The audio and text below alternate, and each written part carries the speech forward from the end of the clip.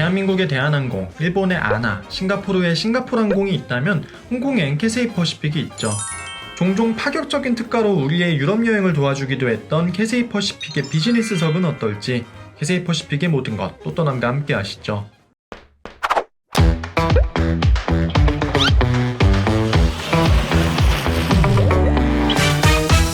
안녕하세요. 또떠나는 남자 또떠남입니다. 캐세이 퍼시픽은 1946년 두 명의 영국인 호주인 퇴역 공군에 의해 상하이에 설립되었는데요. 당시 중국의 항공업 국유화 추진을 피해 영국령 홍콩으로 이전하게 되면서 오늘날 홍콩을 대표하는 국책 항공사가 되었습니다. 이후 캐세이 퍼시픽은 홍콩에 거점을 둔 영국 회사인 스와이어 그룹에 인수가 되고요. 홍콩이 중국에 반환된 이후에는 중국의 중국국제항공과 홍콩 정부에서 일부 지분을 갖고 있습니다. 캐세이 퍼시픽이라는 사명은 중국에서 태평양을 건너 북미 대륙까지 비행하겠다는 창업자의 비전을 담고 있으며 취향 초기부터 특유의 녹색과 흰색을 사용한 깔끔한 항공기 도장으로 유명하기도 합니다. 자회사로 우리에게 홍익으로 유명한 저비용 항공사 홍콩 익스프레스가 있고 캐세이 드래곤 역시 캐세이 퍼시픽의 자회사였으나 현재는 운항을 중단한 상태네요. 캐세이 퍼시픽은 인천 홍콩 노선에 최대 하루 4편을 투입하고 있는데요. 한 편을 제외하고는 모두 최신 기종인 A350-900이 투입되고 있습니다. 저는 이번에 방콕에서 출발하여 홍콩을 경유해 인천으로 들어오는 캐세이 퍼시픽의 비즈니스석을 탑승했는데요. 캐세이 퍼시픽의 신형 구형 항공기의 비즈니스석은 어떻게 다른지 비교하며 함께 보실까요?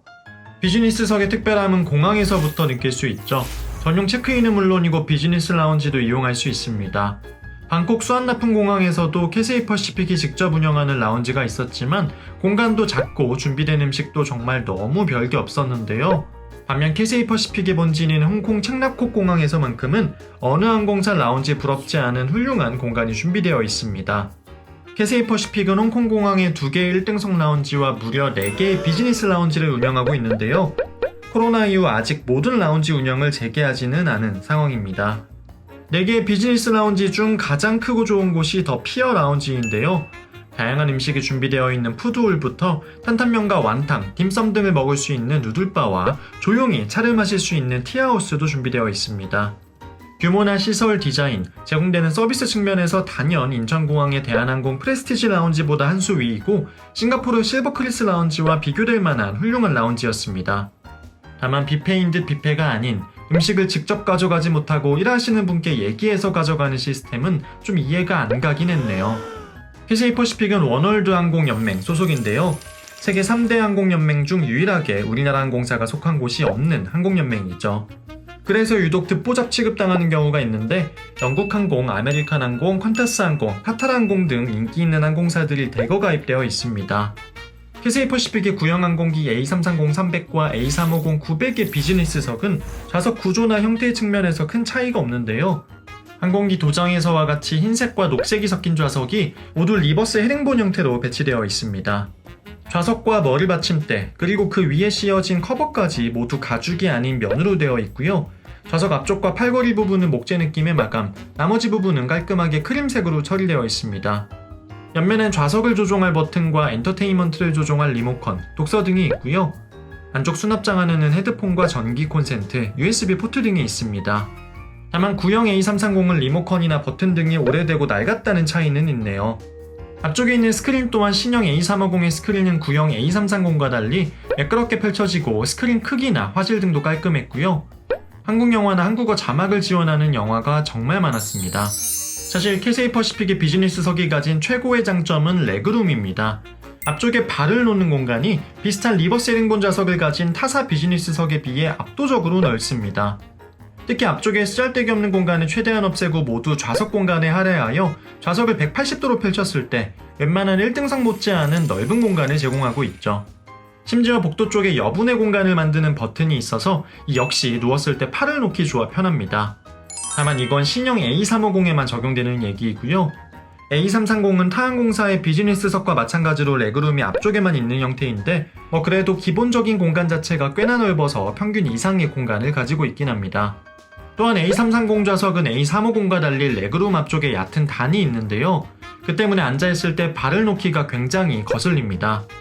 리버스 헤링본 자체가 비스듬히 창문을 바라보는데 바닥에 단은 정면과 평행하여 놓여 있으니 양발을 똑같이 뻗을 수 없고 다르게 뻗어야 되는 거죠.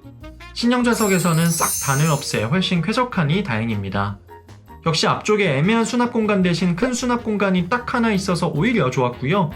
복도 쪽엔 버튼을 눌러 올릴 수 있는 팔걸이가 있어 누웠을 때 복도와 좌석을 분리하는 역할을 하고 있습니다. 단거리 비행이기 때문에 별도 어메니티 키트는 제공되지 않았고요. 담요와 헤드폰만이 제공되었습니다. 사실 1등석이나 비즈니스석에서 제공되는 헤드폰이 일반 이코노미에서 제공되는 것보다 좋긴 하지만 그렇다고 해도 사실 이런 게 노이즈 캔슬 기능이 완벽하지가 않습니다. 그래서 저는 이번에 질 높은 비행을 하기 위해서 특별히 JBL 투어 1 M2 제품을 챙겨왔습니다. 제가 그렇게 떠나면서도 피곤해하지 않는 이유는 비행기에서 잠을 정말 잘 자기 때문인데요.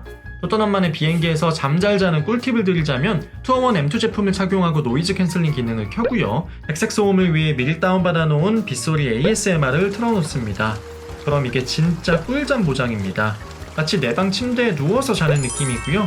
뿐만 아니고 여행용 헤드폰인 만큼 한 번 충전하면 50시간이나 음악 재생이 가능해서 매번 충전 신경 쓸 필요가 없습니다.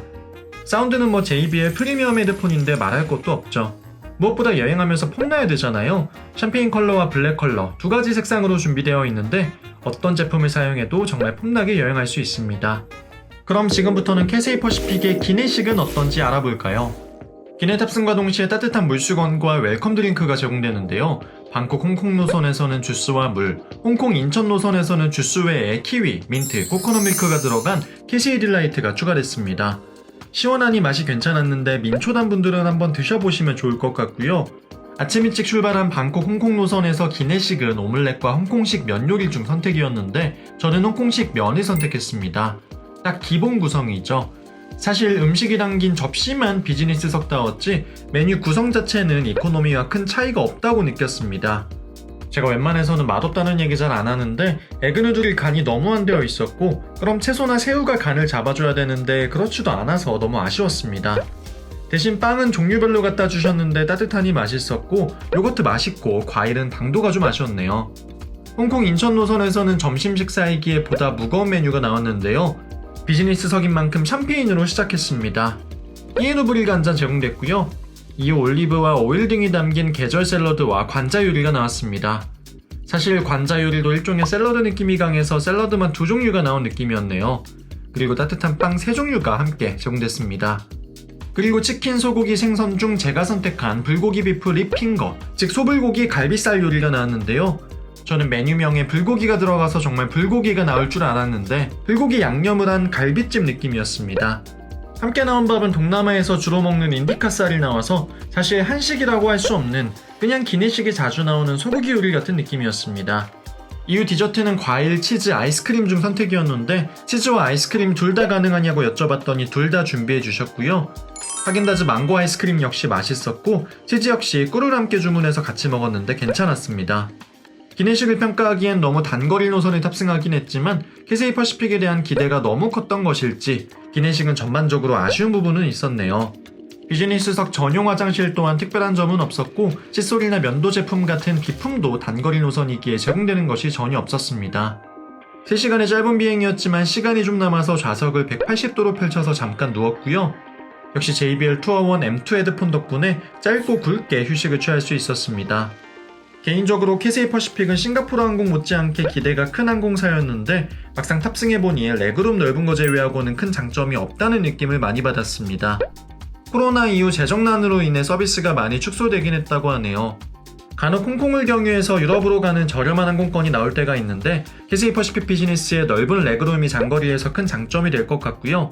이외에 기내식이나 서비스 등은 비즈니스석이라고 하기엔 대단할 것이 없는 딱 비즈니스용 비즈니스석 같은 느낌이 강했습니다.